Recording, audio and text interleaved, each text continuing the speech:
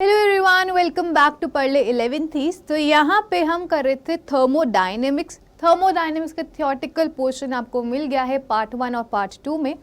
आज की क्लास में हम क्या करने वाले हैं? आज की क्लास में हम एनसीईआरटी के क्वेश्चंस डिस्कस करने वाले हैं। थर्मोडायनेमिक्स के बैक एक्सरसाइज क्वेश्चंस को डिस्कस करेंगे।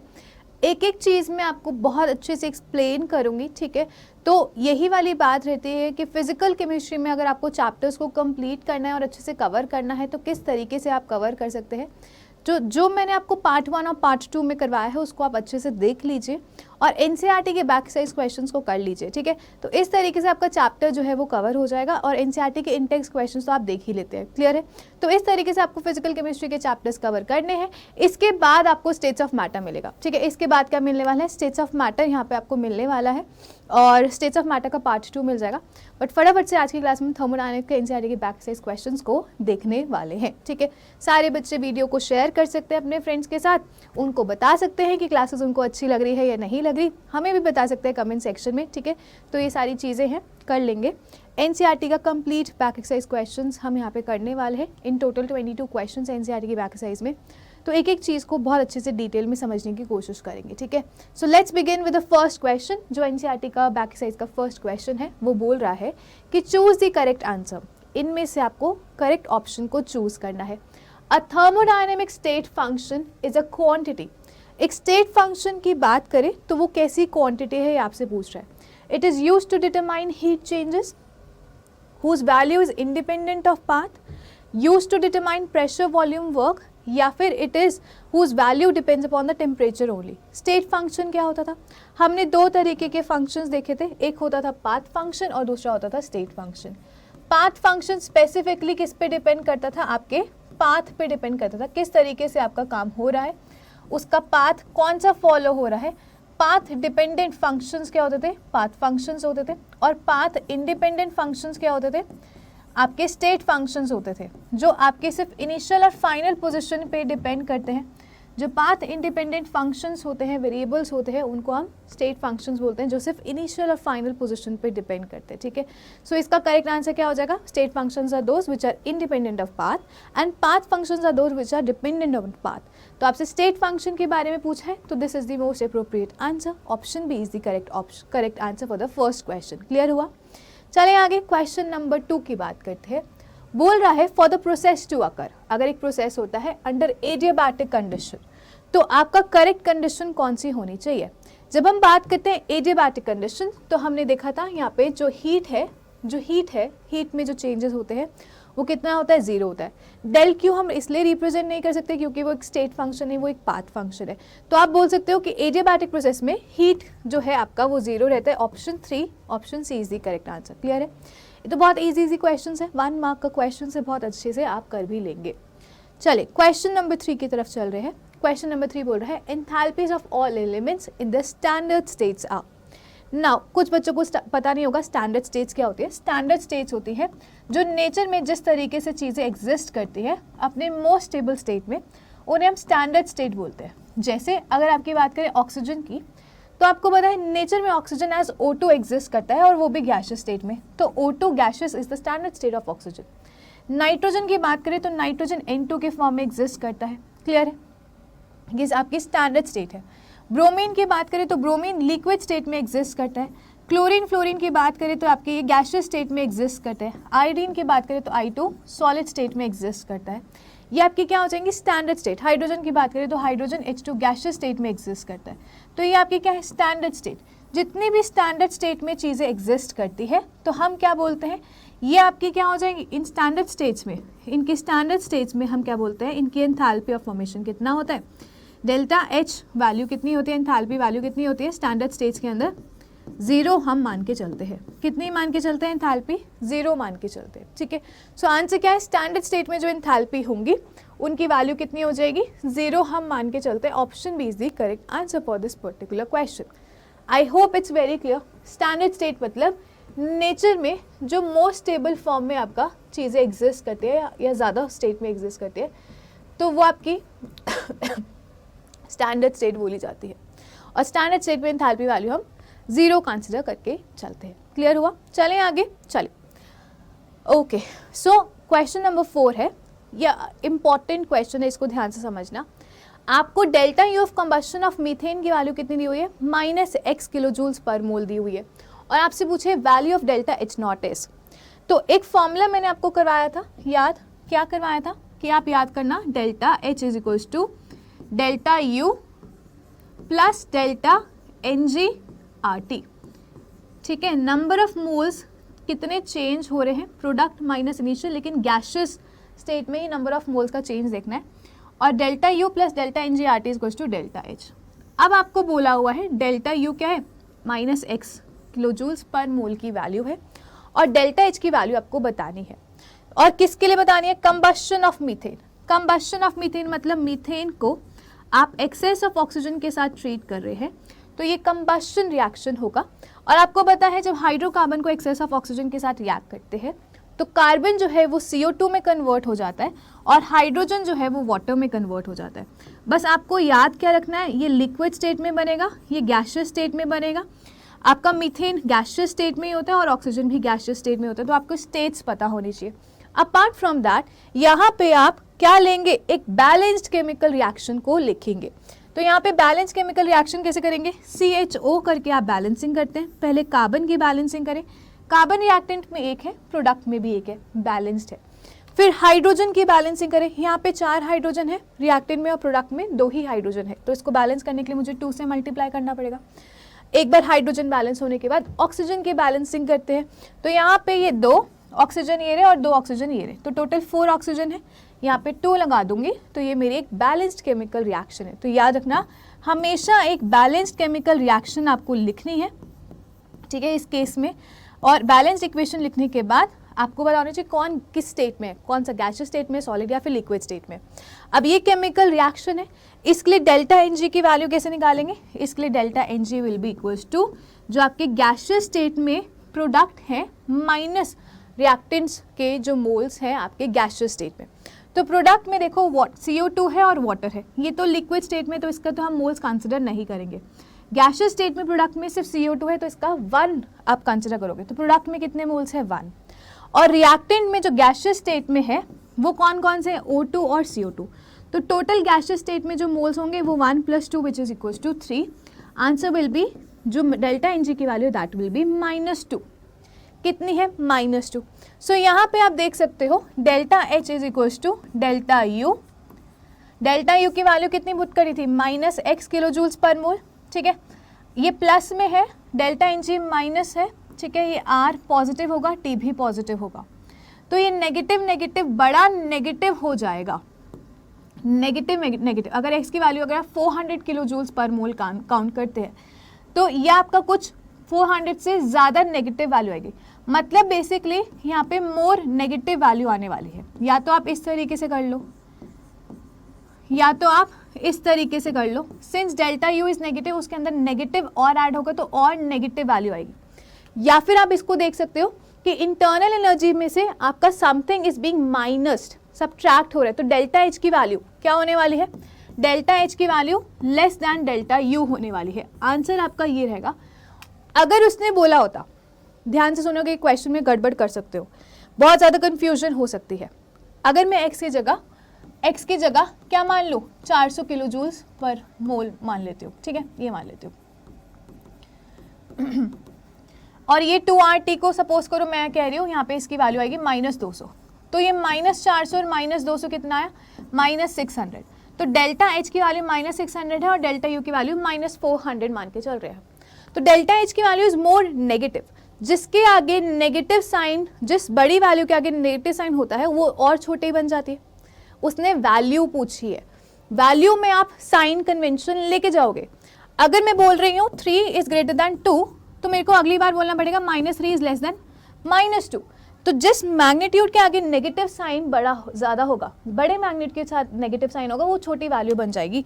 ये नंबर लाइन पे भी आपने देखा होगा, ये यहाँ पे 2 है, यहाँ पे 3 है, यहाँ पे 0 है, ये 1 आएगा, फिर 0 आएगा, ये -2 फिर -3, इधर जाएंगे तो वैल्यू इंक्रीज करते हैं, तो -3 is on the left side, तो -3 की वैल्यू छोटी होने वाली है, ठीक है। तो delta H is more negative, तो वैल्यू की बात करें तो वैल्यू के केस में डेल्टा एच की वैल्यू जो है वो लेस दैन डेल्टा यू आने वाली है, ठीक है। और अगर आपने पूछा होता रिलीज एनर्जी किसकी ज़्यादा है, नेगेटिव साइन रिलीज एनर्जी को बता रहा है, जिसमें ज़्यादा नेगेटिव साइन रिलीज एनर्जी को बता रहा है। सो डेल्टा एच की वैल्यू -600 है और डेल्टा यू की -400 है, तो रिलीज एनर्जी डेल्टा एच की ज़्यादा होती। बट सिंस वैल्यू पूछी है तो डेल्टा एच की value will be less than delta U. तो इसका करेक्ट आंसर क्या हो जाएगा, ऑप्शन सी, थर्ड ऑप्शन आपका करेक्ट आंसर हो जाएगा, क्योंकि डेल्टा एच की वैल्यू और ज़्यादा नेगेटिव होगी, जितने ज़्यादा नेगेटिव वैल्यू उतनी ही छोटी वो वैल्यू रहती है, तो आपकी एंथैल्पी की value less than delta U होने वाली है। और मोर नेगेटिव क्यों होगी, डेल्टा एन जी नेगेटिव आया, आर और टी हमेशा पॉजिटिव होता है, तो ये आपका पूरा टर्म नेगेटिव होगा जो एड ऑन होके नेगेटिव बन जाएगा, और इस तरीके से आपको more negative value delta H की मिलने वाली। क्लियर हुआ? चलें आगे। ये क्वेश्चन इंपॉर्टेंट था, इसमें बच्चे कंफ्यूज हो सकते हैं और गड़बड़ कर सकते हैं, तो इसके ऊपर स्टार लगा के इसको अच्छे से समझ लेना। क्लियर? चलें आगे। चलिए क्वेश्चन नंबर 5 करेंगे। अब क्वेश्चन नंबर 5 में बोला हुआ है enthalpy of combustion of methane, graphite and di hydrogen की वैल्यूज आपको दी हुई है, ठीक है, and enthalpy of formation of methane आपको बताना है। तो इनके लिए ना केमिकल रिएक्शंस आपको लिखनी पड़ती है, मैं यहीं पे बता रही हूँ आपको, ध्यान से सुनते जाना क्या क्या बोला हुआ है। कंबशन की एंथैल्पी किसके लिए, मीथेन के लिए। मीथेन की कंबशन रिएक्शन लिखिए CH4, कैसे लिखेंगे मीथेन की combustion reaction, CH4 gaseous state में है, O2 गैसियस स्टेट में है, यहाँ पे कंबशन कर रहे हो तो ये CO2 मिलेगा गैसियस स्टेट में और आपको वाटर मिलेगा लिक्विड स्टेट में, but you have to write the balanced chemical equation. तो पहले कार्बन को बैलेंस करें 1 और 1, ठीक है, हाइड्रोजन को बैलेंस करें तो यहाँ पे 2 आएगा, और ऑक्सीजन को बैलेंस करेंगे तो यहाँ पे 2 आएगा। तो इस केमिकल रिएक्शन के लिए, ये कंबशन रिएक्शन है किसकी, आपके मीथेन की, तो इसके लिए वैल्यू कितनी आएगी, -890.3 किलो जूल्स पर मोल आएगी, -890.3 किलो जूल्स पर मोल इसकी वैल्यू आई कंबशन रिएक्शन के लिए। इसके बाद अगर हम बात करें सेकेंड केमिकल रिएक्शन में, आपका ग्रेफाइट कार्बन, सिर्फ carbon in the solid state, तो कार्बन जो ग्रेफाइट है ये कार्बन के आपकी स्टैंडर्ड स्टेट भी हम माना जाता है। जब इसकी आप ऑक्सीडेशन करोगे या कंबशन करोगे तो आपको यहाँ पे क्या मिल जाएगा, CO2 मिल जाएगा, और एक बैलेंस्ड केमिकल रिएक्शन है। क्लियर है? ये एक बैलेंस्ड केमिकल रिएक्शन है, एक कार्बन 2 ऑक्सीजन 2 ऑक्सीजन। इसके लिए डेल्टा एच की वैल्यू कितनी आएगी, इसके लिए कितनी वैल्यू आएगी, it is -393.5 kilo joules per मोल, खुद ही दी हुई है इसने, ठीक है, ओके। इसके बाद थर्ड केमिकल रिएक्शन में क्या हुआ है, di hydrogen, H2 gaseous state में होगा, O2 आपको पता है हाइड्रोजन का जब कंबशन करते हैं तो वो वाटर में कन्वर्ट हो जाता है ना वाटर में कन्वर्ट हो जाता है। क्लियर है? बैलेंस करिए, H2 ये ऑक्सीजन, ये एक ऑक्सीजन, तो यहाँ पे हाफ कर दूं। क्लियर है? ये आपकी कंबशन रिएक्शन हो जाएगी किसकी, कंबशन रिएक्शन हो जाएगी हाइड्रोजन की, और इसके लिए एनर्जी कितनी है, -285.8 किलो जूल्स पर मोल की एनर्जी है। आपसे enthalpy of formation of methane बोला हुआ है। Enthalpy of formation of methane की आपको केमिकल रिएक्शन पता होनी चाहिए। मीथेन को कैसे फॉर्म करोगे, स्टैंडर्ड स्टेट से लेके आओ।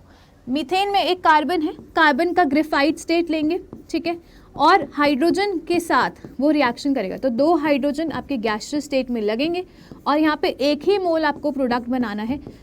फॉर्मेशन रिएक्शन में हम क्या करते हैं, आपको एक ही मोल ऑफ प्रोडक्ट बनाना होता है from the standard states of the आपके कॉन्स्टिट्यूएंट्स, ठीक है। तो ये आपकी कंबशन रिएक्शन ऑफ मीथेन हो जाएगी। इसके लिए आपको वैल्यू निकालनी है, किस तरीके से इसकी फॉर्मेशन वैल्यू निकालोगे। तो इन तीनों केमिकल रिएक्शन की हेल्प से ये वैल्यू आपको निकालनी है। नाउ यहाँ पे अगर आप देखोगे तो C of graphite left side of the arrow पे, तो ये आपको लेना ही पड़ेगा। ये सी ऑफ ग्रेफाइट आपको एज इट इज लेना पड़ेगा। यहाँ पे हाइड्रोजन के आगे 2 है, अगर मैं इस पूरी केमिकल रिएक्शन को 2 से मल्टीप्लाई करूँ और हाइड्रोजन को भी लेफ्ट साइड में आपको लेना पड़ेगा, क्योंकि वो left side of the arrow पे है, तो इसको लेना पड़ेगा। अब इस केस में methane on the right side of the arrow है, तो इसको मेरे को रिवर्स करना पड़ेगा, इसको मुझे रिवर्स करना पड़ेगा। तो यहाँ पे अगर आप देख सकते हो तो इस क्या होगा, कैसे निकलेगा वैल्यू, अगर आप ध्यान से देख पा रहे हो तो कार्बन ग्रेफाइट आपका एक ही मोल ऑफ रिएक्शन है, तो -393.5 अगर आप करोगे 2 टाइम्स ऑफ हाइड्रोजन चाहिए, इस पूरी रिएक्शन को 2 से मल्टीप्लाई करो तो इसकी वैल्यू को भी 2 से मल्टीप्लाई करना पड़ेगा, प्लस 2 इंटू माइनस ऑफ 285.8 यहाँ पे आपको माइनस करना पड़ेगा। और मीथेन आपको राइट साइड में चाहिए ना, अभी है लेफ्ट साइड में, तो इसको राइट साइड में मल्टीप्लाई करो, और एक ही मोल चाहिए तो एक ही से मल्टीप्लाई करोगे। जब इसको उल्टा चेंज करोगे, मीथेन को राइट साइड पे लेके जाओगे, तो ये वैल्यू नेगेटिव की पॉजिटिव बन जाएगी, तो प्लस 890.3 आप कर दोगे। समझ आ रही है? इसको सॉल्व कर लोगे, इसको जब आप सॉल्व करोगे आंसर आपको -74.8 मिलेगा। अभी मैं फिर से करके दिखा रही हूँ, ये चीज़ मैं आपको बताऊंगी कैसे मिलेगी आपको। ध्यान से देखना, अपने को ये रिएक्शन लिखनी है, तो मैं second reaction carbon graphite plus O2, carbon graphite plus O2 gives you 1 mole of CO2 gaseous state में। इसके लिए जो वैल्यू थी एज इट इज थी, कितनी थी? -393.5 की वैल्यू थी। ठीक है, अभी मुझे क्या चाहिए? हाइड्रोजन चाहिए, लेकिन 2 हाइड्रोजन चाहिए, तो मैं पूरी रिएक्शन को 2 से मल्टीप्लाई कर दूं तो मेरे पास 2H2 plus 1 O2 plus 2 water मिल जाएगा। 2H2 plus 1 O2 plus 2 water मिल गया। लेकिन इस केमिकल रिएक्शन को मैंने 2 से मल्टीप्लाई करा, तो 2 इंटू -285 करूंगी ना, 2 इंटू -285.8 मल्टीप्लाई करूंगी, हो गया, डन। अब देखो, मीथेन मुझे राइट साइड पे चाहिए, मैं पूरी रिएक्शन को उल्टा लेके जाऊंगी, तो methane plus 2O2 plus was giving you CO2 plus 2 water, है ना, मैं उसको उल्टा कर दूं तो मतलब क्या हो जाएगा? CO2 plus 2 water gives you methane, और क्या था? 2O2, ये आपको देंगे। लेकिन जब मैंने इसको रिवर्स करा, मुझे ये साइन रिवर्स करना पड़ेगा, प्लस 890.3। और जब आप इन तीनों केमिकल रिएक्शन को अब आप ऐड करोगे तो यहां से देखो क्या होगा, CF ग्रेफाइट, ठीक है, कहीं से नहीं कट रहा, CF ग्रेफाइट लिख लिया, ठीक है, 2 टाइम्स ऑफ हाइड्रोजन, ठीक है, लिख लो, ठीक है। वाटर के 2 मोल्स इधर है लेफ्ट साइड में, राइट साइड में, कटा, CO2 कटा, ये 2 ऑक्सीजन लेफ्ट साइड में, 2 ऑक्सीजन इस साइड में, कट गए सारे। क्या मिला? 1 मोल ऑफ मीथेन। क्या आपको नहीं पता ये फॉर्मेशन रिएक्शन है? फॉर्मेशन रिएक्शन है। अब इनको आप ऐड कर दो, इन सारी वैल्यूज को आप जिस तरीके से लिखा हुआ है ऐड कर दीजिए, -393.5 प्लस 2 इंटू -285.5 प्लस 890.3। जब आप इसको ऐड करेंगे तो वैल्यू कितनी आएगी? -74.8। हेस लॉ, हेस लॉ, ठीक है, -74.8 इसका आंसर रहेगा। Option A is the correct answer for this particular question. Option A is the correct answer for this particular question. I hope it's very clear, समझ आ गया। चलें आगे, नोट कर लीजिए फटाफट से इसे।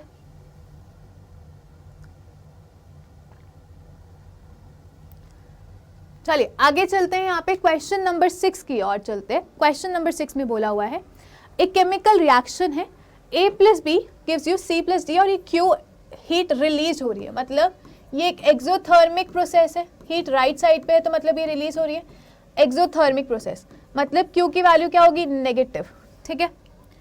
और अगर Q नेगेटिव है, अगर ये कांस्टेंट प्रेशर पे हो रहा है, तो डेल्टा H क्या होता है? QP होता है ना, तो ये भी क्या होगा? नेगेटिव एंथैल्पी आपकी रिलीज हो रही है, हीट रिलीज हो रही है, तो एंथैल्पी नेगेटिव होगा। और उसने बोला हुआ है इस केस में एंट्रोपी क्या है? पॉजिटिव है, और इसने बोला है कि डेल्टा एस वैल्यू क्या होगी? पॉजिटिव होगी। आपको बताना है ये रिएक्शन जो है वो कब होगी, क्या वो हाई टेम्परेचर पे ही होगी सिर्फ, या फिर ओनली एट लो टेम्परेचर होगी, या फिर it is possible at any temperature, या फिर it is possible at any temperature, not possible at any temperature, या फिर पॉसिबल एट एनी टेम्परेचर। तो रिएक्शन होने के लिए हमें क्या चाहिए होता है? डेल्टा जी जो गिव्स फ्री एनर्जी है उसे हमें नेगेटिव चाहिए होता है, वो हमें नेगेटिव चाहिए होता है। So delta G is equals to, हम जानते हैं delta G is equals to delta H minus of T delta S. Delta G is equals to delta H minus of T delta H. अगर आपको reaction करवानी है तो ये reaction spontaneous होनी चाहिए। फॉर स्पॉन्टेनियस रिएक्शन, स्पॉन्टेनियस मतलब वो रिएक्शन होने के लिए डेल्टा जी की वैल्यू क्या होनी चाहिए? नेगेटिव होनी चाहिए, है ना, नेगेटिव होनी चाहिए डेल्टा जी की वैल्यू। अब एंथैल्पी, क्योंकि क्यू रिलीज हो रहा था तो नेगेटिव है, एक्सोथर्मिक प्रोसेस के लिए डेल्टा एच तो हमेशा क्या होगा, negative, it is always negative, है ना। एंट्रोपी इसने क्या बोल दिया, पॉजिटिव, टेम्परेचर पॉजिटिव ही रहता है, टेम्परेचर पॉजिटिव रहता है, लेकिन एंट्रोपी इसने क्या बोल दिया कि पॉजिटिव है, ये positive into positive is positive, और ये बाहर नेगेटिव साइन है, ओवरऑल इसको माइनस में ले जाएगा ये, ठीक है। तो ये तो नेगेटिव ही है, ये पॉजिटिव वैल्यू जो और नेगेटिव बन जाएगी क्योंकि बाहर नेगेटिव है। तो ओवरऑल आप कोई भी टेम्परेचर यहाँ पे पुट कर लो, है ना, छोटे से छोटा बड़े से बड़ा टेम्परेचर आप पुट कर लो, ये वैल्यू ओवरऑल नेगेटिव ही रहेगी क्योंकि डेल्टा एस आपका पॉजिटिव है। तो ओवरऑल आपकी रिएक्शन में डेल्टा जी हमेशा नेगेटिव ही रहेगा। तो किसी भी टेम्परेचर पे आप केमिकल रिएक्शन करवा सकते हो, ये जो रिएक्शन है वो हर एक टेम्परेचर पे पॉसिबल होगी क्योंकि एंट्रोपी आपकी पॉजिटिव है, एंथैल्पी आपकी नेगेटिव है। एक फिजिबल रिएक्शन के लिए यही चीज़ हमें चाहिए होती है। क्लियर है? तो आंसर क्या हो जाएगा, ऑप्शन डी या option 4 is the correct answer for this particular question. Question number 7 पे चल रहे हैं। क्वेश्चन नंबर 7 पे बोल रहा है इन अ प्रोसेस, ये अच्छा क्वेश्चन है, बहुत इजी क्वेश्चन है, अच्छे से कर भी लोगे। एक प्रोसेस हो रहा है, उसमें 701 joule of heat is absorbed. अब आपको मैंने बताया था सिस्टम के बारे में, तो जब क्यू एब्जॉर्ब होता है, हीट एब्जॉर्ब होते हैं तो पॉजिटिव साइन लेते हैं, जब सिस्टम हीट रिलीज करता है तो क्यू के लिए हम नेगेटिव साइन लेते हैं। अब सिस्टम वर्क कर रहा है तो वो नेगेटिव होगा, सिस्टम पे वर्क हो रहा है तो वो पॉजिटिव होगा। बस इतना आपको साइन कन्वेंशन याद रखना है। क्या बोला है, सिस्टम में हीट एब्जॉर्ब करी है तो क्यू वैल्यू क्या होगी, पॉजिटिव वैल्यू होगी। Heat is absorbed by the system and 394 joules of work is done by the system. System ने जब वर्क करा तो ये आपका नेगेटिव होगा, तो वर्क क्या लोगे, -394 जूल्स लोगे। क्लियर है? आपसे पूछा है change in internal energy of the process, तो हम जानते हैं फर्स्ट लॉ के according delta U who was our king has queen plus warriors, बस आपको वैल्यू पुट करनी है, इट इज 701 -394।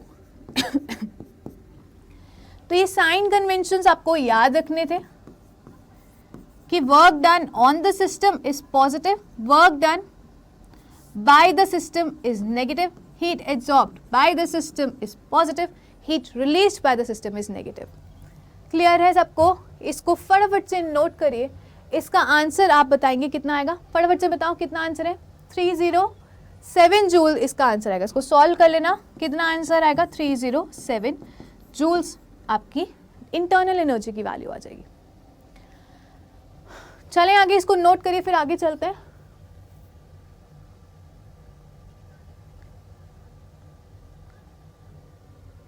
चलिए नेक्स्ट क्वेश्चन।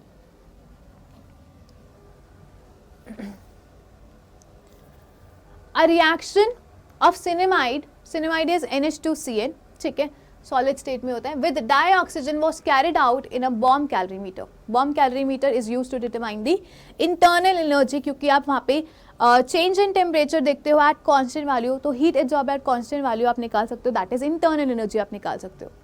ठीक है, तो वहाँ से डेल्टा यू की वैल्यू आपको मिली थी and it was found to be -742.7 kilo joules per mole at 298 kelvin. Calculate the enthalpy change of the reaction. अगर रिएक्शन आपकी ये वाली हो रही है तो आपको एंथैल्पी चेंज निकालना है। तो मैंने आपको बताया था बॉम्ब कैलोरीमीटर से हम क्या निकालते हैं, बॉम्ब कैलोरीमीटर से आप डेल्टा यू की वैल्यू निकालते हो, फिर उसमें जो केमिकल रिएक्शन होती है वहां से डेल्टा एन जी की वैल्यू आपको पता लग जाती है, ठीक है, और फिर एंथैल्पी निकालनी होती है तो delta H is equals to delta you plus delta N G are T वाला फॉर्मूला आप पुट करके क्या निकाल सकते हो, एंथैल्पी की वैल्यू भी निकाल सकते हो। ये फॉर्मूला आपका यूज होगा। डेल्टा यू की वैल्यू कितनी दी हुई है, -742.7 दी हुई है किलो जूल्स में, ठीक है। इस केमिकल रिएक्शन के लिए डेल्टा एन जी अगर मुझे निकालना पड़े तो वो मैं निकाल सकती हूँ। टेम्परेचर कितना दिया हुआ है 298, आर की वैल्यू कोई नहीं देगा, आपको याद ही रखना है, it is 8.314 joules per kelvin per mole, ठीक है, ये आपकी किलो जूल्स में। अब ये किलो जूल्स में, ये जूल्स में, तो इसको किलो जूल्स में कन्वर्ट करना मत भूलना। क्लियर है? चलो आगे चलते हैं। डेल्टा एन जी की वैल्यू निकालनी है। ये केमिकल रिएक्शन है। सॉलिड स्टेट में आप चीज़ें नहीं कंसिडर करोगे, इसके मोल्स नहीं कंसिडर करोगे, लिक्विड स्टेट में नहीं कंसिडर करोगे। डेल्टा एन जी क्या हो गया, number of moles of product minus number of moles of reactant, but जो चीज़ें गैसियस स्टेट में है। यहाँ पे देखो N2 आपका गैसियस स्टेट में है, CO2 गैसियस स्टेट में। ये रिएक्शन एकदम से बैलेंस्ड होनी चाहिए, ये भी आपको चेक करना है। तो ये एक और ये एक, number of moles in gaseous state कितने हो जाएंगे, 2। और रिएक्टेंट में अगर आप देखो तो सिर्फ यही रिएक्टेंट गैसियस स्टेट में है, तो 3/2 माइनस कर देना। इसकी वैल्यू कितनी आएगी, 4 - 3 which is equal to 1/2। Delta N G की वैल्यू कितनी आ जाएगी, 1/2 वैल्यू आ जाएगी। ठीक है, सो यहाँ पे देखो अब क्या होने वाला है, delta H is equals to -742.7 kilo joules.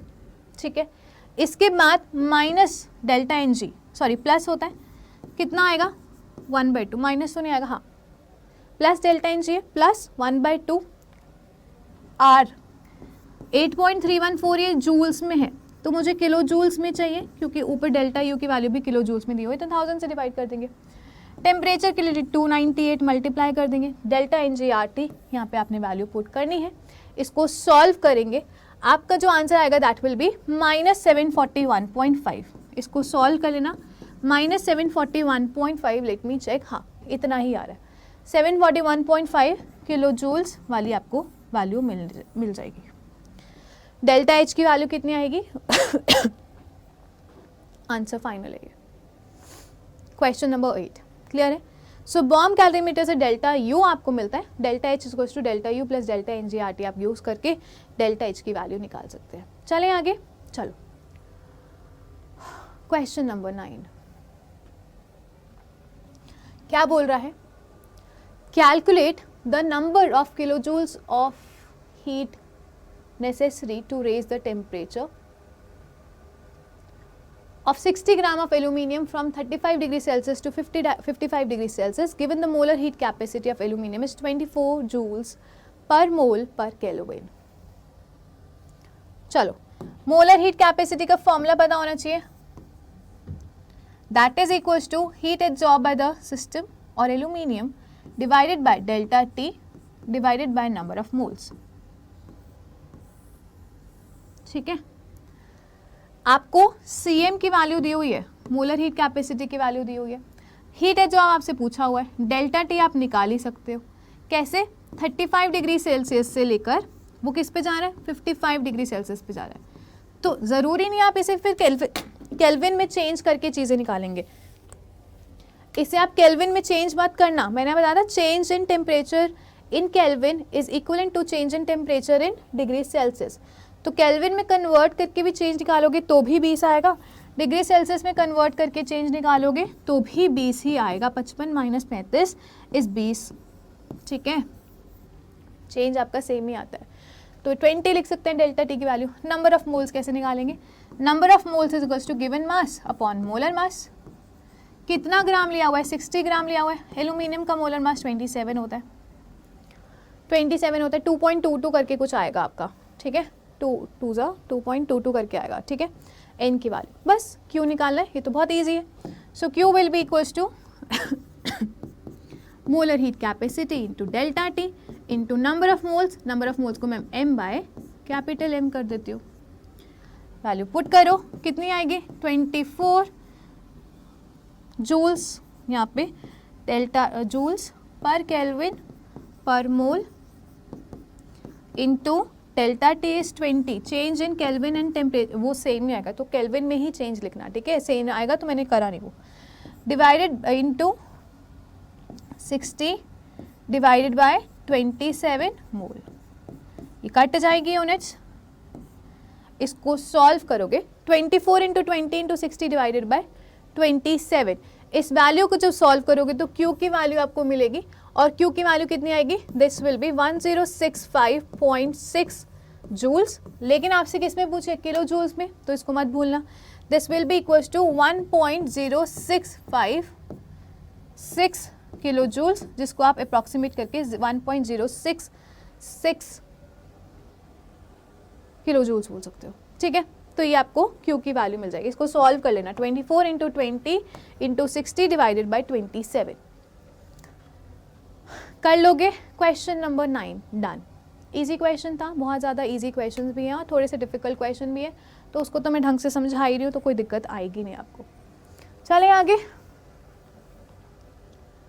Question number 10 है calculate the enthalpy change on freezing 1 मोल। ये वेरी इंपॉर्टेंट क्वेश्चन, ठीक है, बहुत ज़्यादा इंपॉर्टेंट क्वेश्चन है, इस पर स्टार लगा लो, ये काफ़ी ज़्यादा इंपॉर्टेंट क्वेश्चन है। चलो एंथैल्पी चेंज बताना है, freezing of 1 mole of water at 10 degree Celsius to ice at -10 degree Celsius. किसी ने लास्ट क्लास में स्टेट्स ऑफ मैटर वाले कमेंट सेक्शन में पूछा था कि हेस लॉ भी आपने नहीं करवाया। देखो हेस लॉ कुछ भी नहीं है, बहुत इजी है, ये वाला क्वेश्चन हेस लॉ का है, ठीक है। किस तरीके से होगा ध्यान से देखो, वाटर आपका लिक्विड स्टेट में है, ठीक है, उसका जो टेम्परेचर दिया हुआ है वो कितना दिया हुआ है 10 डिग्री सेल्सियस। आपको निकालना है इसमें एंथैल्पी चेंज, क्लियर है।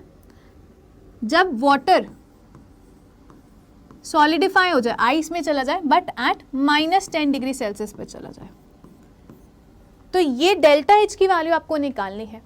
बट ये रिएक्शन एकदम से तो नहीं होती, स्टेप बाय स्टेप होती है। किस तरीके से होती है ध्यान से देखो।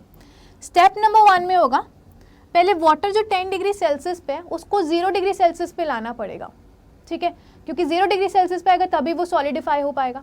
तो वाटर 10 डिग्री सेल्सियस से पहले आप वाटर लिक्विड स्टेट में लेके आओगे 0 डिग्री सेल्सियस पे।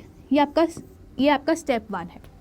और इस कन्वर्जन के टाइम पे आप क्या वैल्यू, एंथैल्पी कैसे निकालते हैं, हमें पता है Cp is to QP by delta T। 1 mole के लिए तो इन वैल्यू 1 ले लेंगे। QP क्या होता है, डेल्टा H, तो मैंने आपको एक फॉर्मूला करवाया था, delta H is to Cp into delta T। ये एंथैल्पी है फॉर्मूला। तो यहाँ पे Cp आप किसका लोगे, लिक्विड स्टेट में, जो वाटर है लिक्विड स्टेट में उसका आप Cp लोगे इंटू डेल्टा T की वैल्यू पुट करोगे। तो यहाँ पे जो चेंज आएगा 0 -10 का चेंज आने वाला है। बहुत सारे सॉल्यूशंस में 10 का चेंज लिखा हुआ है, नहीं, आपको -10 का चेंज लेना है। वैसे भी आप देखो फ्रीजिंग, जब आप टेम्परेचर नीचे लेके जा रहे हो तो एनर्जी रिलीज होगी, एंथैल्पी नेगेटिव आएगी। सो यहाँ पे क्या होगा, यहाँ पे अगर हम बात करें तो फॉर्मूला डेल्टा H1 बोल दें इसके लिए, इस प्रोसेस के लिए, स्टेप 1 के लिए डेल्टा H1 कितना होगा, it is Cp into delta T। कितना आएगा Cp इंटू डेल्टा T,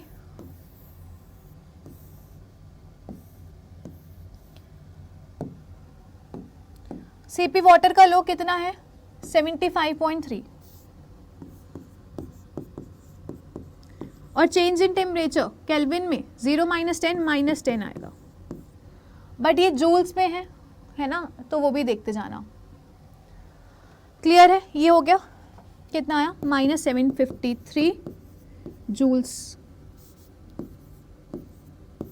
ये फर्स्ट प्रोसेस के लिए। अब वाटर लिक्विड 0 डिग्री सेल्सियस पे, तो इसको कन्वर्ट करेंगे किसमें, वाटर सॉलिड में, वाटर सॉलिड में कन्वर्ट करेंगे। सॉलिड से लिक्विड में जाना फ्यूजन होता है, लिक्विड से सॉलिड में जाना सॉलिडिफिकेशन प्रोसेस है। तो यहाँ पे आपको क्या लगेगा यहाँ पे एंथैल्पी ऑफ सॉलिडिफिकेशन लगने वाली है, बट आपको एंथैल्पी ऑफ सॉलिडिफिकेशन नहीं, एंथैल्पी ऑफ फ्यूजन दिया हुआ है, एंथैल्पी ऑफ फ्यूजन दिया हुआ है यहाँ पे। फ्रीजिंग का, एक second, to ice enthalpy kilo joules, ये आपको एंथैल्पी ऑफ फ्रीजिंग ही दिया हुआ है, ठीक है, सॉरी फ्यूजन दिया हुआ था, यहाँ पे ना फ्यूजन लिखा हुआ था। एनसीईआरटी में एक बार चेक करोगे तो ये फ्यूजन दिया हुआ था, फ्यूजन का उल्टा करोगे तो -603 आएगा kilo joules per mole. But हम जूल्स के साथ डील करें तो आप क्या लिखोगे, enthalpy of solidification is -6030 joules per mole. ये आपको सॉलिडिफिकेशन का लेना है। ये फ्यूजन का दिया हुआ था, solidification is reverse of fusion, तो आपको यहाँ पे नेगेटिव साइन लगाना है। अब वाटर सॉलिड स्टेट में है 0 डिग्री सेल्सियस पे, अब इसको यहाँ पे लेके जाना है, तो ये थर्ड स्टेप में क्या होगा, थर्ड स्टेप में यहाँ पे जाएगा, तो ये जो आपका चेंज टेम्परेचर का आएगा वो कितना आएगा, -10 to 0 -0, which is equal to -10 का ही चेंज आएगा, -10 का ही चेंज आएगा, ठीक है। सो यहाँ पे भी फॉर्मूला क्या लिखोगे, डेल्टा H3 का, ये डेल्टा H2 है सॉलिडिफिकेशन का, डेल्टा H3 का फॉर्मूला आप लिख लेना, कितना आएगा, Cp आप सॉलिड स्टेट का लोगे, दिस विल बी 36.8 इंटू -10। मुझे नहीं पता ये फ्यूजन है या सॉलिडिफिकेशन है, एक बार आप चेक कर लेना, ठीक है। अगर ये सॉलिड फ्रीजिंग का ही दिया हुआ है तो आपको फ्रीजिंग एंथैल्पी दी हुई है तो आपको यहाँ पे पॉजिटिव लेना है, बट जहाँ तक मुझे याद है यहाँ पे फ्यूजन दिया हुआ था तो इसलिए आपको नेगेटिव साइन करके लेना है। ये चीज़ बिल्कुल सही है, ये चीज़, ये आपका 753 आएगा, ये चीज़ बिल्कुल सही है, ये नेगेटिव टेम्परेचर आएगा और ये भी नेगेटिव टेम्परेचर आएगा, this will be -368 joules per mole, ठीक है। अब आपको यहाँ तक पहुँचने में ये 3 स्टेप लगे हैं, तो इसकी जो वैल्यू है, इसकी वैल्यू, इसकी वैल्यू और इसकी वैल्यू ऐड ऑन होके मिलेगी, this is your his law, ठीक है। अगर ये नेगेटिव 753 है, ये देख लेना फ्यूजन है या सॉलिडिफिकेशन है, फ्यूजन होगा तो फ्यूजन होगा तो -6030 ही लिखना, अगर फ्रीजिंग है, फ्रीजिंग दिया हुआ है तो +6030 लिख लेना। आई होप समझ आ रही होगी चीज़ें, और ये आपका -368 ही रहेगा। अब आप ये चीज़ चेक करने के बाद आप आंसर एक बार निकाल लेना। आई रियली डोंट नो ये फ्यूजन दिया हुआ था या फ्रीजिंग दिया हुआ था, मुझे ये चेक करना पड़ेगा, कोई बात नहीं, अगर कुछ और अलग से दिया होगा तो मैं उसे स्टेट्स ऑफ मैटर के बीच में करवा दूंगी, बट इस तरीके से होगा और ये क्वेश्चन आपका हिस लॉ से आएगा। इसका आंसर एक बार चेक कर लेना, इसका आंसर चेक कर लेना, ये वैल्यू 100% सही है, ये वैल्यू भी 100% सही है, ये फ्यूजन या फिर फ्रीजिंग पे डिपेंड करता है कि क्या वैल्यू आपको दी हुई है। क्लियर है, इसका आंसर आप एक बार देख लेना। चलिए क्वेश्चन नंबर 11 पे चलते हैं। Enthalpy of combustion of carbon to carbon dioxide. अब ये भी रिएक्शन में आप हिस लॉ की तरह ही कर सकते हैं। अगर आप एंथैल्पी ऑफ कंबशन की बात करें कार्बन टू कार्बन डाइऑक्साइड, ठीक है, -393.5 जूल्स पर मोल की आपको एंथैल्पी दी हुई है। Calculate heat released upon formation of 35.2 grams of, अच्छा ये हिस लॉ नहीं, आपका नॉर्मल है, ठीक है। अब आपको देखो क्या दिया हुआ है, आपने कंबशन कर दी, ये एक बैलेंस्ड केमिकल इक्वेशन है।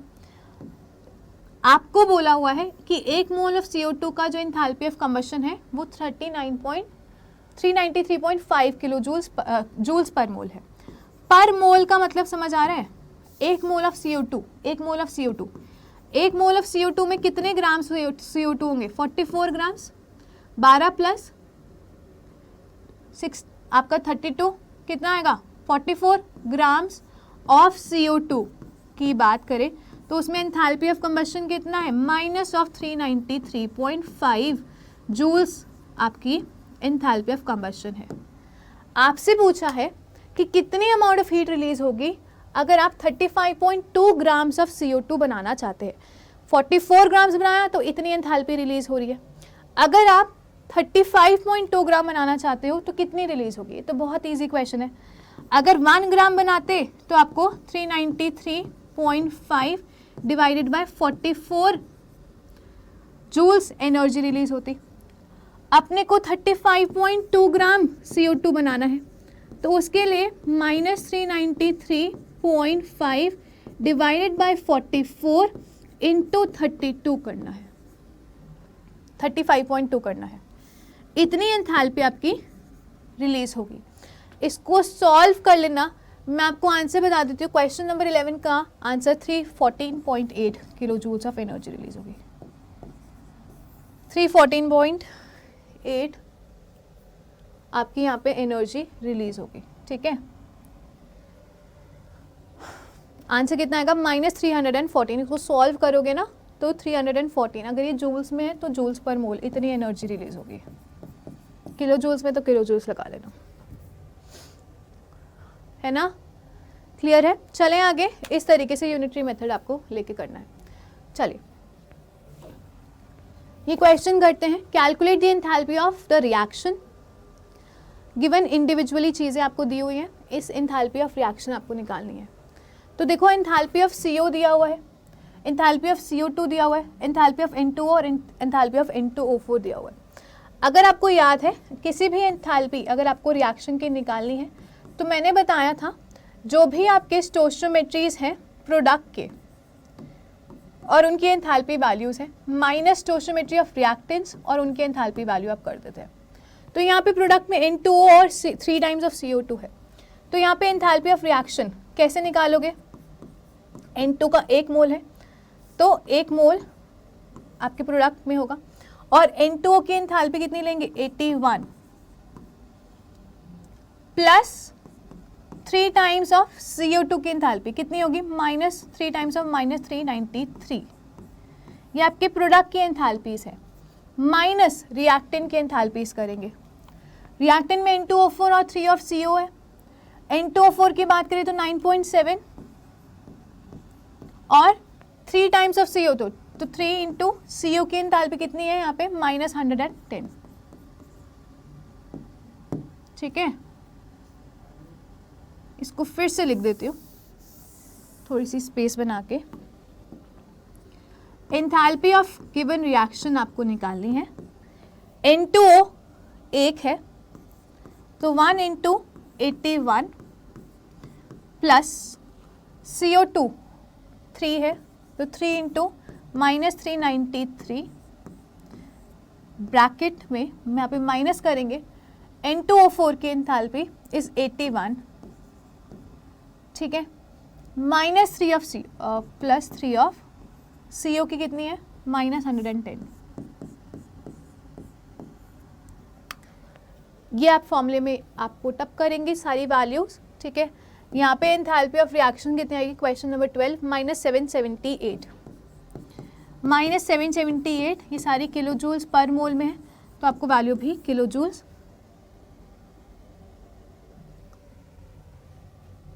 हाँ इतनी वैल्यू आएगी, 778 किलो जूल्स पर मोल की आपकी वैल्यू आने वाली है। I hope it's very clear. Question number 12, 778 kilo joules per mole की आपको एंथैल्पी मिलने वाली है। चलें आगे। Question number 13, what is the standard enthalpy of formation of ammonia gas? अब देखो, ये केमिकल रिएक्शन की एंथैल्पी दी हुई है, आपसे standard enthalpy of formation of ammonia gas बोल रहा है। अगर हम बात करें अमोनिया गैस का फॉर्मेशन, हमेशा फॉर्मेशन में एक ही मोल आपको बनाना है। इस केस में 2 मोल्स बना रखे हैं। अमोनिया की फॉर्मेशन की रिएक्शन कैसे लिखेंगे? अमोनिया में नाइट्रोजन और हाइड्रोजन है। नाइट्रोजन आपके स्टैंडर्ड स्टेट में N2 से बनता है और हाइड्रोजन H2 से मिलता है। इसकी बैलेंसिंग इस तरीके से करना कि यहाँ पे एक ही रहे। फॉर्मेशन में 1 मोल ऑफ प्रोडक्ट ही आपको बनाना है। फॉर्मेशन में 1 मोल ऑफ प्रोडक्ट ही आपको बनाना है। 1 मोल ऑफ प्रोडक्ट ही यहाँ पे आपको बनाना है, ठीक है। ध्यान से देखो किस तरीके से होगा। अगर मुझे एक ही नाइट्रोजन रखना है तो मैं यहाँ पे हाफ कर दूँ, और हाइड्रोजन मेरे को 3 रखने हैं तो 3/2 कर देती हूँ, हो जाएगा सिंपल। ये आपको यहाँ पे जो भी एंथैल्पी की चेंज आएगा वो आपको enthalpy of formation of ammonia मिलने वाला है। Enthalpy of formation of ammonia मिलेगा। बट आपको क्या दिया हुआ है यहाँ पे? आपको अगर देखोगे तो इसको 2 से मल्टीप्लाई करेंगे तो ये मिलेगा, बट मुझे तो इसका आधा चाहिए। मुझे एक ही मोल ऑफ अमोनिया बनाना है तो मैं क्या करूँगी? माइनस 92.4 को 2 से डिवाइड कर दूंगी तो मुझे enthalpy of formation of ammonia मिल जाएगा, ठीक है। ये कितना कटेगा? 446.2।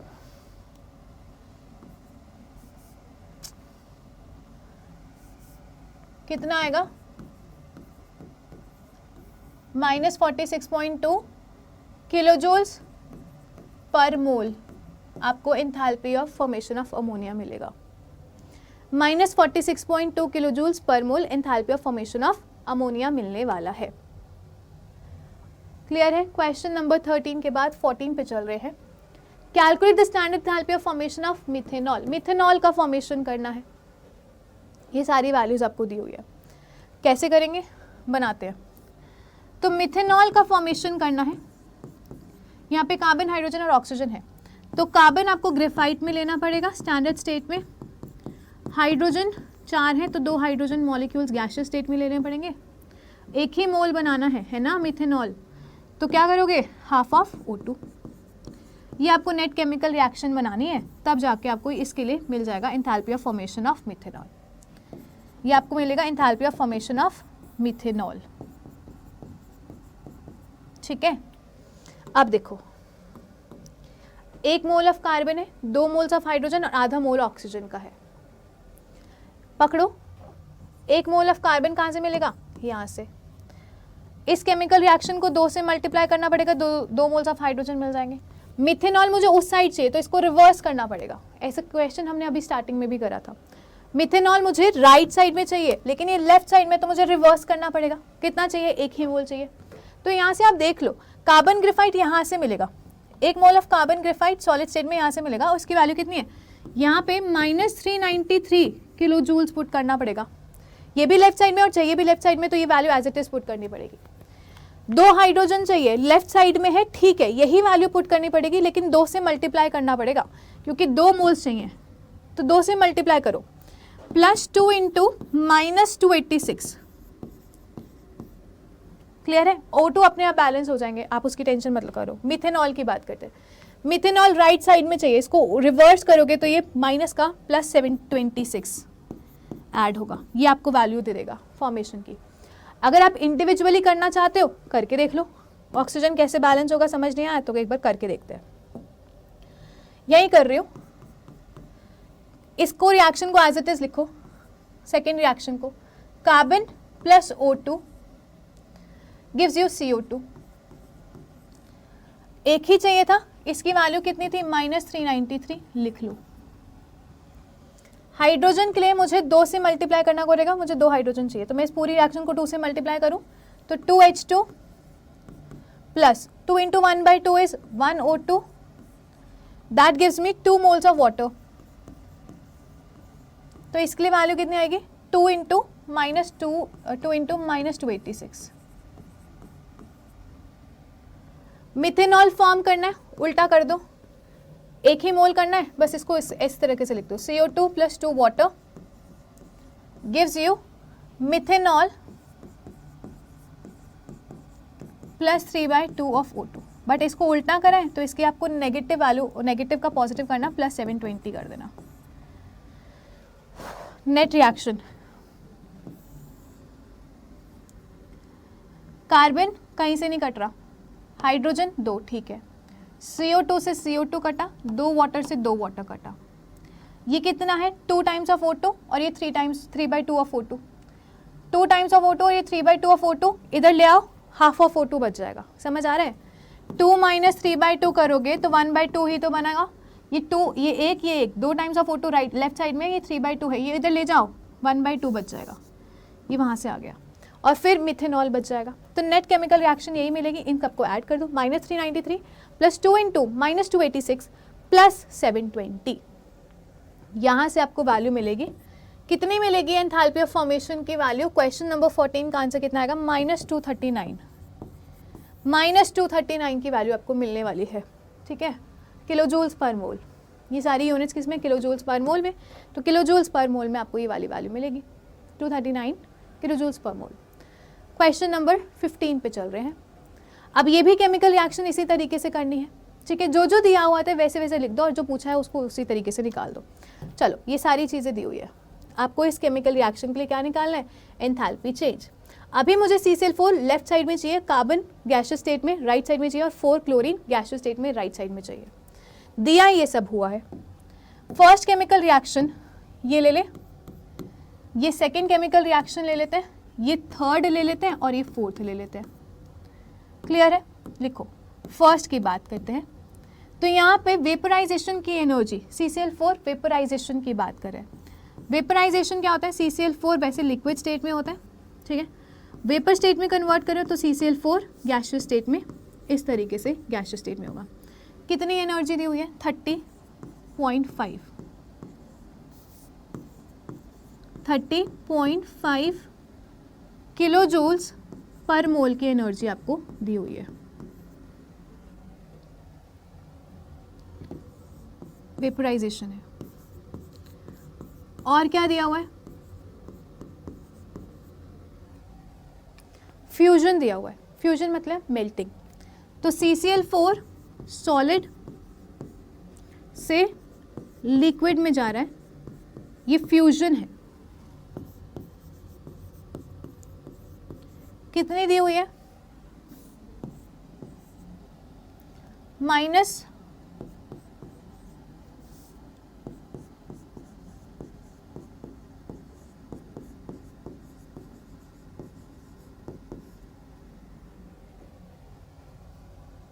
माइनस में है, माइनस में लिखो,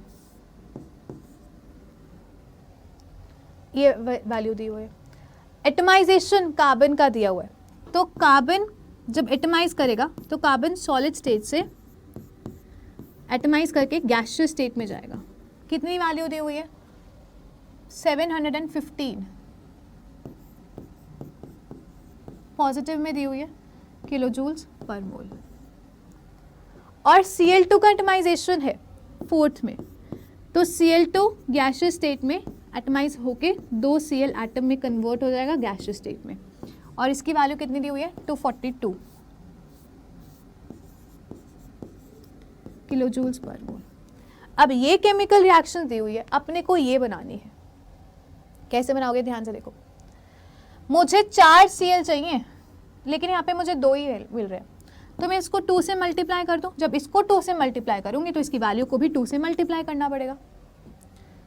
तो यहाँ से मुझे 4 Cl मिल जाएंगे, और राइट साइड में चाहिए तो राइट साइड में मिल रहे हैं। क्लियर है? अभी कार्बन मुझे कितना चाहिए? 1 ही चाहिए, 1 ही मिलेगा राइट साइड में। राइट साइड में एज इट इज वैल्यू को लिखूंगी, तो ये दोनों तो आपकी हो गई सॉर्टेड। क्लियर है? अभी मुझे CCl4 गैसियस स्टेट में लेफ्ट साइड में चाहिए, उल्टा करना है। ये है राइट साइड में, उल्टा कर दो, उल्टा कर दो।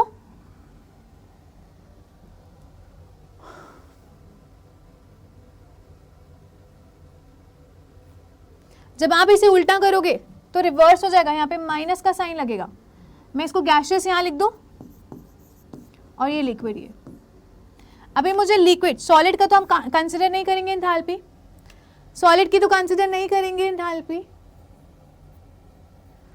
इसको आप उल्टा कर दो, क्योंकि लिक्विड से लिक्विड भी काटना है। जब उल्टा करोगे तो यहाँ पे प्लस आ जाएगा। इसको उल्टा करा तो माइनस आया, इसको उल्टा करो तो यहाँ पे माइनस आ जाएगा। इसकी आप कंसिडर नहीं करोगे। अब बस आप चीज़ों ऐड कर दो चीज़ों को ऐड करो, तो this will be equal to -30.5 plus 135.5 plus 715 plus 2 times of 242। ये आपको ऊपर वाले चीज़ों की, इस इक्वेशन की आपको वैल्यू मिल जाएगी। नहीं, आपको इसको सॉल्व करना पड़ेगा। ये आपको CCl4 की एंथैल्पी वैल्यू देगा, है ना। ऊपर वाली की आपको एंथैल्पी वैल्यू ये मिलेगी, इसको सॉल्व कर लेना अच्छे से, एंथैल्पी वैल्यू मिलेगी। और क्या निकालें? Calculate the bond enthalpy of CCl4। अगर हम बात करें CCl4 की जो बॉन्ड एंथैल्पी है उसमें 4 C और Cl के बॉन्ड्स हैं, तो जो भी आपको एंथैल्पी मिलेगी उसको आप 1/4 टाइम्स कर देना। यहाँ से जो भी कैलकुलेशन करके एंथैल्पी आएगी उसको 1/4 कर देना, तो यहाँ पे आपको बॉन्ड एंथैल्पी मिल जाएगी CCl की। ठीक है, इसको सॉल्व करोगे, क्वेश्चन नंबर 15 का आंसर 1304 किलो जूल्स पर मोल आएगा। 1304 किलो जूल्स पर मोल आएगा। ठीक है, एक बार चेक कर लेना आंसर। इसको जब आप सॉल्व करोगे 224 into 2 plus 715 plus this -30.5 divided by 4, 1304 kilo joules per mole की आपको बॉन्ड एंथैल्पी यहाँ पे मिलने वाली है। इस तरीके से करना होता है। चलें आगे, चलो question number 16, for an isolated system delta U value is 0। ठीक है, what will be delta S? आपको पता है आइसोलेटेड सिस्टम के लिए entropy of the system is always increasing. Always increasing मतलब डेल्टा एस की वैल्यू यहाँ पे ग्रेटर दैन 0 होगी। आइसोलेटेड सिस्टम के लिए entropy of the system will be greater then 0। इसके बाद ये वाला क्वेश्चन है, क्वेश्चन में for this particular chemical reaction delta H और डेल्टा एस की वैल्यू दी हुई है। आपको बनाना है कि at what temperature will the reaction become spontaneous considering delta H and delta S जो है आपकी ये वैल्यू कांस्टेंट रहती है। ठीक है, in that particular temperature range. एक स्पॉन्टेनियस होने के लिए डेल्टा जी की वैल्यू क्या होनी चाहिए? नेगेटिव। ठीक है, क्लियर है, क्लियर है। हमें पता है delta G equals to delta H minus T delta S. मुझे नहीं पता कि इसकी मैं नेगेटिव वैल्यू कितनी लूँ, बट मैं मिनिमम वैल्यू अगर कंसिडर करूँ कि 0 अगर हो जाते तो रिएक्शन इक्विलिब्रियम पे हो जाएगी, ठीक है, वो रिएक्शन हो तो जाएगी कम से कम, तो मैं 0 कंसिडर कर लेती हूँ। डेल्टा एच कितना लूँगे, -0.2 किलो जूल्स, नहीं 400 किलो जूल्स है, ये 400 किलो जूल्स पर मोल है। टेम्परेचर मुझे निकालना है, एंट्रोपी कितनी लूँ, -0.2 किलो जूल्स पर मोल। तो यहाँ पे इसको सॉल्व करेंगे, 4000 उधर लेके जाओ, will be equals to 10 to 0.2। 400 divided by 0.2 को आप किस तरीके से लिख सकते हो, 400 डिवाइडेड बाय 2 और ये ऊपर जाएगा 10, तो ये कितना आ जाएगा 2000 किलो जूल्स पर मोल, और ये केल्विन से मल्टीप्लाई है। इसको जब आप सॉल्व करोगे किलो जूल्स पर मोल आएगा, ठीक है, ये 400 किलो जूल्स पर मोल और इसकी भी यूनिट में किलो जूल्स पर मोल वो कैंसिल हो जाएगा, टेम्परेचर केल्विन में आएगा। तो आपको 2000 केल्विन टेम्परेचर पे डेल्टा जी की वैल्यू नेगेटिव मिलेगी। आपको 2000 से ज़्यादा ही टेम्परेचर लेना पड़ेगा for a reaction to be spontaneous, समझ आया। 2000 पे तो इक्विलिब्रियम पे आएगा, but for spontaneous reaction temperature value should be greater than 2000 kelvin. Temperature को 2000 केल्विन से ज़्यादा लेना पड़ेगा स्पॉन्टेनियस रिएक्शन के लिए, क्लियर है। चलो इसके बाद ये वाला question 18, the reaction of 2Cl gives you Cl2। इसमें डेल्टा एच और डेल्टा एस की वैल्यू आपको निकालनी है। 2 Cl एटम है, गैसियस स्टेट में आपको Cl2 बना के वो दे रहे हैं, तो ये तो क्या हो गया, बॉन्ड बन गया। 2 Cl एटम के बीच में एक बॉन्ड बनेगा। जब भी बॉन्ड फॉर्मेशन होता है तो वहाँ पे स्टेबिलिटी आती है, वहाँ पे स्टेबिलिटी आती है, एनर्जी या एंथैल्पी रिलीज होती है। तो एनर्जी जब रिलीज होगी, डेल्टा एच की वैल्यू नेगेटिव लोगे, डेल्टा एच नेगेटिव आएगा। एंट्रोपी नंबर ऑफ मोल्स पे डिपेंड करती है। यहाँ पे 2 मोल्स थे और यहाँ पे आपको 1 मोल मिला, तो एंट्रोपी क्या होगी, नंबर ऑफ मोल्स कम हुए, एंट्रोपी भी नेगेटिव होगी, since number of moles of product is less than reactant. तो एंट्रोपी क्या होने वाली है, नेगेटिव, और एंथैल्पी भी क्या होगी, नेगेटिव। साइन कन्वेंशंस क्लियर हो गए। क्वेश्चन 19, इस पर्टिकुलर केमिकल रिएक्शन के लिए आपको बताना है डेल्टा जी नॉट की वैल्यू और प्रिडिक्ट करना है कि रिएक्शन स्पॉन्टेनियस होगी या फिर नहीं होगी, ये आपको प्रिडिक्ट करना है।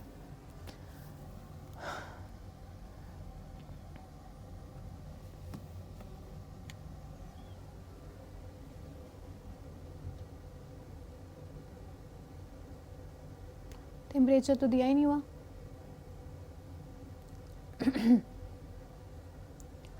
ओके, जब टेम्परेचर नहीं दिया हो आप 25 डिग्री सेल्सियस मान के चलेंगे, रूम टेम्परेचर 298 केल्विन मान के चलेंगे, ठीक है। एक बार देख लेना टेम्परेचर दिया है या नहीं दिया हो। हमें पता है delta G equals to delta H minus T delta S. जब टेम्परेचर नहीं दिया तो इतना ले लेना, कोई गलत नहीं कर सकता इसे। डेल्टा एच की वैल्यू कितनी दी हुई है, अच्छा डेल्टा एच की वैल्यू ही नहीं दी हुई, तो आपको डेल्टा एच निकालना पड़ेगा। डेल्टा यू दिया हुआ है, सबसे पहले हमें डेल्टा एच निकालना है। इस केमिकल रिएक्शन को अगर हमें यूज़ करना है ना, तभी तो हम बता सकते हैं रिएक्शन स्पॉन्टेनियस होगी या नहीं स्पॉन्टेनियस होगी, डेल्टा जी की वैल्यू निकालने के बाद। बट हमें डेल्टा एच ही नहीं दिया हुआ, डेल्टा एच निकालोगे delta you plus delta N G are T करके। डेल्टा यू कितना दिया हुआ है, -10.5 kilo joules. Delta N G for this reaction, देखो रिएक्टेंट में 2 मोल्स हैं, गैसियस स्टेट में, सॉरी प्रोडक्ट में 2 मोल्स हैं, रिएक्टेंट में टोटल 3 मोल्स हैं। -1 आएगा डेल्टा एन जी की वैल्यू, गैसियस और गैसियस, ठीक है। तो -1 प्लस यहाँ पे -1 8.314 डिवाइडेड बाय 1000, क्योंकि डेल्टा यू किलो जूल्स में था, इनटू टेम्परेचर 298। तो यहाँ से डेल्टा एच की वैल्यू निकलेगी। क्वेश्चन नंबर 19 में डेल्टा एच की वैल्यू निकलेगी -12.978 किलो जूल्स आएगी, -12.978 किलो जूल्स आएगी, ठीक है। टेम्परेचर 298 ही रखेंगे। इसको निकालने के बाद यहाँ पे पुट करेंगे डेल्टा एच की value -12.98 kilo joules value, minus T कितना रखेंगे 298 और एंट्रोपी -44.1 दी हुई है, पुट कर देना, माइनस माइनस पॉजिटिव आएगा, इससे बड़ी वैल्यू आएगी, इसमें डेल्टा जी ऑब्वियसली आपको दिख रहा होगा, यहाँ पे डेल्टा जी क्या होगा पॉजिटिव वैल्यू आएगी, कितनी वैल्यू आएगी बता देती हूँ, इट इज़ 0.1, ये जूल्स में है तो मेक श्योर इसको 1000 से डिवाइड ज़रूर करेंगे, ये गड़बड़ करते हैं, ठीक है, यूनिट्स का ध्यान रखना, ये किलो जूल्स में निकाली तो इसको भी जूल्स में किलो जूल्स में रखोगे, 1000 से डिवाइड करोगे, कितनी आएगी इसकी वैल्यू -0.164 किलो जूल्स, ये वैल्यू कितनी है पॉजिटिव वैल्यू है, पॉजिटिव गिव्स फ्री एनर्जी, मतलब रिएक्शन क्या होगा non spontaneous reaction. Done. Question number 20 क्या पूछा है, equilibrium constant for the reaction is 10, calculate the value of delta G naught. हमें पता है delta G is equals to delta G naught plus R T L N Q था, मैंने आपको करवाया था ये चीज, है ना।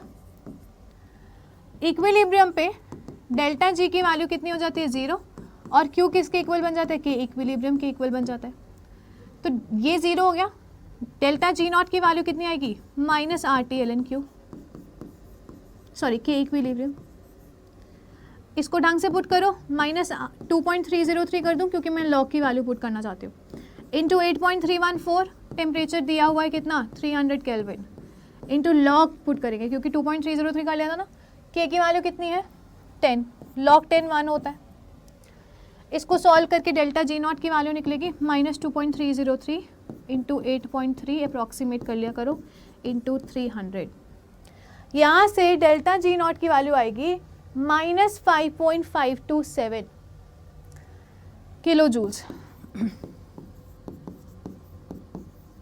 किलो जूल्स में आपको डेल्टा जी की वैल्यू मिलेगी। क्लियर है, चलें आगे। Question number 21, comment the thermodynamic stability of the following NO and NO2। NO का फॉर्मेशन ये दिया हुआ है और NO2 का एंथैल्पी चेंज ये दिया हुआ है, जहाँ पे आपको एंथैल्पी चेंज पॉजिटिव दिखे मतलब उसने एनर्जी ली है, एनर्जी लेके product banana is not a good habit, अगर एनर्जी रिलीज कर रहा है प्रोडक्ट बनाते हुए वो अच्छी चीज़ है, वो स्टेबल बनेगा, बट फर्स्ट केस में एनर्जी लेके प्रोडक्ट बना रहा है तो NO की स्टेबिलिटी हम क्या बोलेंगे इज लेस दैन, NO2 में एनर्जी खुशी खुशी बना रहा है, एनर्जी रिलीज कर रहा है, तो खुशी खुशी जो बनाएगा वो स्टेबल प्रोडक्ट बनाएगा, NO2 की स्टेबिलिटी NO से ज़्यादा होती है, एंथैल्पी वैल्यूज के साइन को देख के हमने करा है। 22 question is the last question, calculate the entropy change in the surrounding when 1 mole of water is water liquid is formed under the standard condition given delta H is equals to -286। Entropy का formula क्या होता है, delta H is equals to Q reversible by change in temperature. Okay, तो Q reversible की बात करते हैं, तो क्यू रिवर्सिबल किस तरीके से निकालेंगे, देखो डेल्टा एच की वैल्यू है कितनी -286, क्यू ये आपका डेल्टा एच है, Q reversible will be positive of 286, ये किलो जूल में, तो क्यू रिवर्सिबल क्या हो जाएगा, it will be positive, surrounding में आपका ये लॉस हो रहा है, ठीक है, calculate the entropy in the surrounding, तो क्यू रिवर्सिबल सराउंडिंग में जो आपका पहुंचेगा that will B 28600 joules per mole, ठीक है। एंट्रोपी में अगर आपको निकालना है that is equals to standard state पे जो टेम्परेचर आप मेंटेन करके चलोगे वो that will be 298, standard state मतलब 25 डिग्री सेल्सियस आप लेके चल रहे हो, वाटर का जो टेम्परेचर लेके चलोगे that will B 25 degree Celsius, तो आपको क्या करना है इसको बस ऐसे डिवाइड कर देना है, क्यू रिवर्सिबल, और हम जानते हैं एंट्रोपी की वैल्यू क्या आती है, हमेशा पॉजिटिव ही आती है, तो ये आपको इस तरीके से डिवाइड करना है, इसको सॉल्व करोगे तो मैं आपको वैल्यू बता देती हूँ। अच्छा, दिस इज 286, तो एक ज़ीरो और लगेगा, 959, 286 है ना, तो एक ज़ीरो और, इसकी वैल्यू कितनी आएगी 959 जूल्स पर केल्विन, पर मोल था, पर मोल, फाइनल आंसर 959, ठीक है। स्टैंडर्ड कंडीशंस पे टेम्परेचर को 25 डिग्री सेल्सियस मान के चलना है, 298 ले रहा है केल्विन में। तो यहाँ पे हमारे क्वेश्चन सारे हो गए हैं, ठीक है। एनसीईआरटी की बैक साइज हमने अच्छे से कवर कर ली है, और नेक्स्ट क्लास में आपको स्टेट्स ऑफ मैटर का पार्ट 2 मिलने वाला है होपफुली, और उसी तरीके से इसके भी क्वेश्चंस हम करेंगे। उसके बाद इक्विलिब्रियम और एक पी ब्लॉक चैप्टर रह गया है। आई होप आपको ये पसंद आया होगा। अब आपका थर्मोडायनेमिक्स पूरा हो चुका है, ठीक है। And wishing you all the best for your preparations. Keep learning, keep growing. मिलेंगे जल्दी आपके स्टेट्स ऑफ मैटर के साथ। Thank you so much for watching and have a great time.